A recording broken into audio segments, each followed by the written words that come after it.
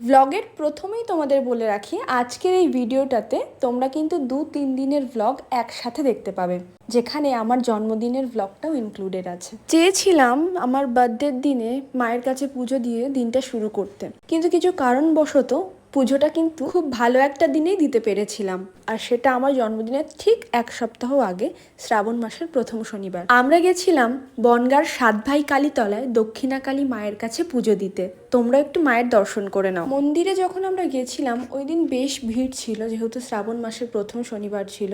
তাও আমরা খুব ভালোভাবে মায়ের পুজো দিই। মন্দির থেকে বেরিয়ে ইনি দেখি আমার পেছন পেছন ঘুরছেন, এনাকে একটু বিস্কিট খেতে দিই। এরপর ফেরার পথে বনগাঁয় যে পার্পেলের স্টোরটা ওপেন হয়েছে ওটাতে একটু ভিজিট করে তারপর বাড়ি চলে আসি। এবার আসি আমার বার্থডে দিনের ব্লগে। এই যে পুচকিটাকে দেখছো, ও আমার জন্য সকাল সকাল ছোট্ট এই দুটো ফুল নিয়ে এসেছিল বার্থডে উইশ করতে। আর ওই দিন যা বৃষ্টি হচ্ছিল তোমরা দেখতেই পাবে ভিডিওতে।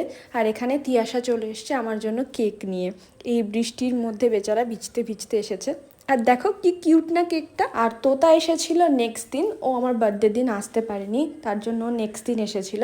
আর আমার মাথায় যে টুপিটা দেখছো এটা কিন্তু পুরোপুরি হ্যান্ডমেড, ও নিজে হাতে বানিয়েছে। আমার তো খুব পছন্দ হয়েছে। আমার জন্মদিনের দিন সন্ধ্যাবেলায় আমাদের পাশের বাড়ির ছোট ছোট বাচ্চাদের নিয়ে কেক কাট করি।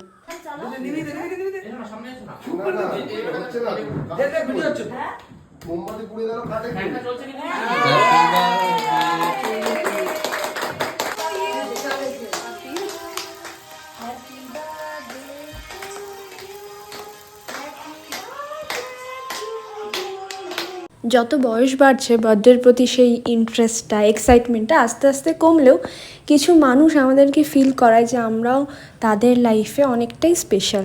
তাই বার্থডেগুলো তাদের জন্যই অনেকটা স্পেশাল হয়ে ওঠে।